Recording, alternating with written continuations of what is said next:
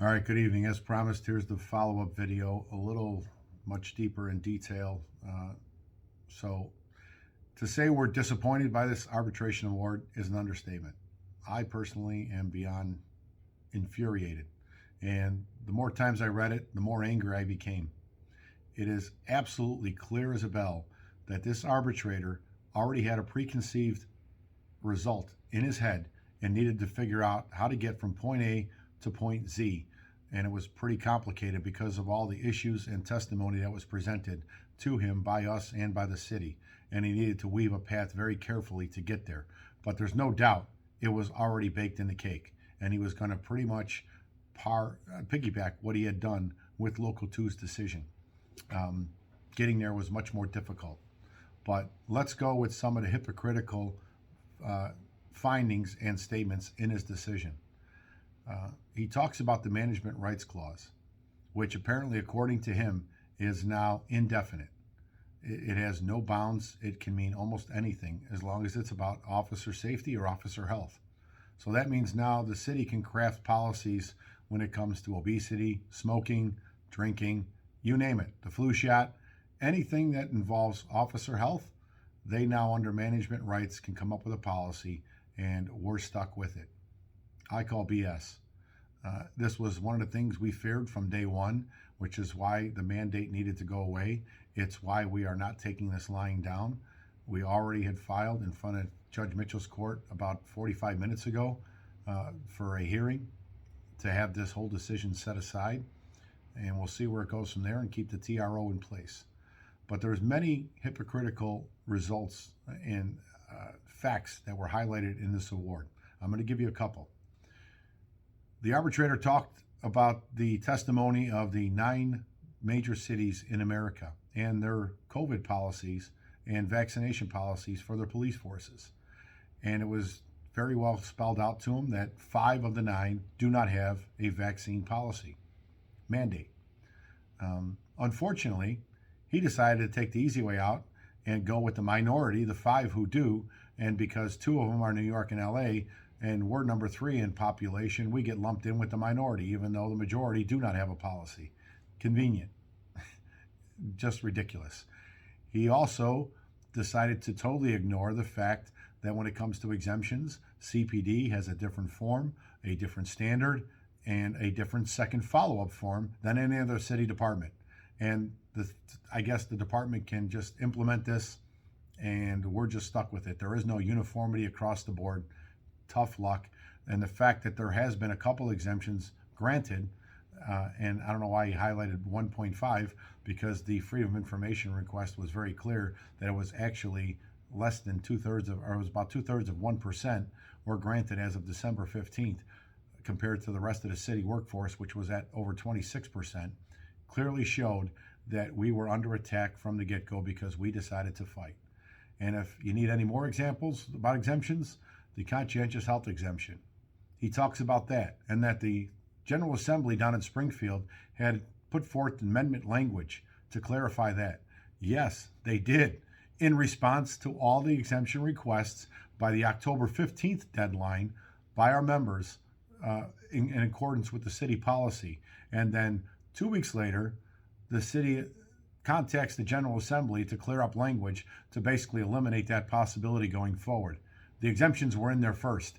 They decided to come up with a remedy to erase them from relevance. But the simple fact is that statute is still on the books till June 1st. And it should have been accommodated. And it's going to be part of the discussion going forward. Also, on the front of exemptions, if you were denied an exemption, resubmit it. If you were denied an exemption, contact the EEOC online. There's a website. There you can file a complaint for harassment, retaliation, discrimination, all of those factors. We believe this directly falls under healthcare discrimination. So file the complaint, get a decision from the EEOC, and we will go from there if you were denied an exemption. The policy was unfair from the get-go, and he unfortunately decided to totally ignore the couple examples of that, of how they were different from our members from other departments. Even family members with different departments within the city were given different results. Ludicrous. I talked about management rights.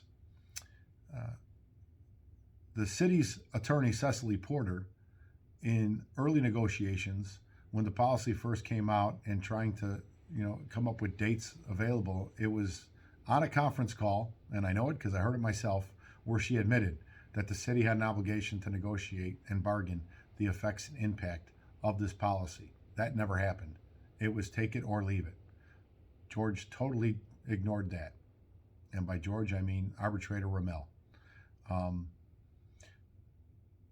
We talk about the medical policy, and he used the stats about how many officers were COVID positive and how that created some kind of health emergency for the department, and that validated this policy from the get-go and justified the management rights clause. Well, in reality, we have far few number of members who have coronary issues, serious coronary issues that lead to a heart attack and, God forbid, death. But the percentage is much higher because there's far fewer officers with coronary issues, but we do have a higher percentage that have drastic effects from it than COVID. We had thousands of officers who were COVID positive who thankfully never had serious issues or death. And even when it came to death, unfortunately, this department hasn't done the right thing there either. We are still waiting for line of duty designations for our members, like the first 4 members from 2020. That didn't happen either. It's just ridiculous. But my point being, the data used by the arbitrator was absolutely skewed to fit his argument. A little more. The reality is the arbitrator has been in this building at least 4 times in the last year, in person, himself. This is a man who is in his 90s and at a very high risk category. And every time he has come here, there has never been a demand for everybody involved to have a vaccine or to have a negative COVID test. He interacted freely with many people on each occasion with no such requirement in place. But yet here he is talking about how necessary this policy was. And we're talking at the end of the Omicron variant. I'm going back to the Delta variant when things were much more precarious and definitely, especially for health and long-term respiratory issues. And yet he was never concerned about it then. But here he is issuing an award that makes it sound like Chicken Little, the sky is falling, and the city had every right to do it. But he himself was never concerned about it. It just doesn't make sense. It doesn't pass the smell test. The CDC has recently come to light that it's withheld some information. That information was used, statistics were used for the basis for a lot of these policies. How would that have affected this decision? We'll never know. The city's new policy says that you can come back to work after COVID positive after 5 days, as long as you're symptom free. You don't even need a negative COVID test. In the arbitration, he highlights a 10-day window. That's how drastically the city's own policy has changed in just the last 2 months since we had arbitration. Not even 2 months, 7 weeks since we first had mediation on this issue. And the dynamic has totally changed, but none of these considerations ended up in his final award. And shame on him for that. Non-disciplinary. That was another thing that was highlighted, that our officers who ended up going into no paid status do not fall in the same category and have the ability to use comp time in order to cover their pay, like they do with driver's licenses and FOID card issues, according to a memo by former acting superintendent Escalante when he was in charge. George said, well, there's other instances where the comp time was not allowed, so therefore it shouldn't be allowed here. But the reality is the city never once made an argument about any other comparable except for the driver's license and the FOID card, and how this was similar to the FOID card and the driver's license issue about putting members in no paid status. Those were the only 2 examples they have ever used in court or anywhere else, and this policy should have been included in there as the same by their own justification. And as such, the members in no paid status should have been able to use their comp time to cover the loss of pay. That wasn't allowed either. He totally ignored that and found another out yet again. What does this all mean? Well, we're yet to see. When I told you we're going to fight, we're going to continue to fight, whatever it takes, because this is not about the COVID vaccine specifically. That just happens to be the simple, low-hanging fruit that everybody focuses on. The reality is, this mayor just hates us, hates me, whatever the case may be. And all she cares about is a victory. I don't know if it's because she's bitter she wasn't one of the Supreme Court nominees, but even the Democrats know she's that much of a poison that they don't want her involved. But she will stop at nothing to get her way, and to hell with the results of what's left behind. And what's left behind is this. And this goes to the citizens that may see this YouTube video, but specifically the aldermen. And I'm not talking about the aldermen who actually tried to do something for us already once. Alderman Tabares, Lopez, Napolitano, Sposato, Gardner, Beal, you name it, and Thompson, Burke, scratch Thompson, he's no longer an alderman. But let's just talk about the other aldermen who decided that trying to rein in the mayor's power was not within their scope, which is absolutely ludicrous. I'm going to give you some simple numbers you need to digest really quickly here, because March 13th is going to be here very fast. And if nothing changes before March 13th, this is what you're looking at. Officers who are 50 years or older, and I'm talking below the rank of sergeant, patrol, detectives, etc. There's almost 1,900 officers who are 50 years older, or 50 years or older right now, who have a pension locked in. Almost 2,100 of them have 20 years plus on the department. We'll start collecting as soon as they leave. 800 officers have 25 years plus on the job right now, can walk away and say enough is enough. That doesn't scare you? Well, let's throw in the supervisors. Sergeants. You have 16 sergeants who are over 60 years old right now with 20 years plus service, can walk away tomorrow. 94 sergeants, 55 to 59, who are 20 years plus service, can walk away tomorrow, collect a paycheck. 336 sergeants, 50 to 54, with 20 years of service, who have a pension locked in, can collect a check tomorrow and worry about health care some other way, some other day.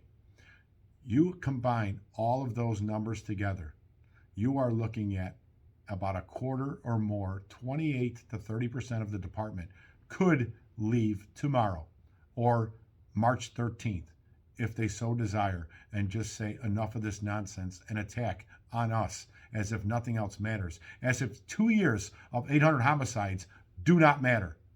It's disgraceful what this city and this mayor has decided to do. But I will tell you this, if that don't scare the hell out of you, let it be known that without more officers in patrol cars patrolling your neighborhoods, this city is going to become bloodier than 800. That's just the reality. And it's not going to be the police's fault that are working, because we are short-staffed already. I am telling you that short-staffed will be a crisis point, because it's almost already there as it is. This will make it even worse and expedite the process even faster. And if blood in the streets and carnage doesn't get you to change your opinion on what really matters, well, maybe money will. Because if those officers all decide to leave, we already have a pension fund that has 2,000 more people collecting into it than paying into it, because of the dynamic of retirees and the fact that no one wants this job, and the employed numbers keep dropping drastically. And what does that mean? That means higher taxes to pay for the pension obligation that is already in effect, because there won't be people putting into that pension fund. So that's going to come out of property taxes. So if money doesn't bother you and blood doesn't bother you, then I guess you're fine with this policy and you don't give a damn. But if you do, have some common sense. This variant is on its way out the door. This is not a policy that needs to be pushed. We said from day one, if the city would have just followed constitutional law and granted religious exemptions on their face value with no documentation or supporting evidence that was required, that is not part of the law, and just granted them as they were put in, we wouldn't be having this issue right now. Members that wanted to get vaccinated got vaccinated. Members that didn't for specific reasons, and their reasons should have been respected. But that has never been the case. It's never too late to do the right thing. And I challenge you, and this not only for the aldermen, I challenge your citizens to start informing your aldermen that they need to force the mayor's hand to do the right thing here and focus on what matters about making this city safer.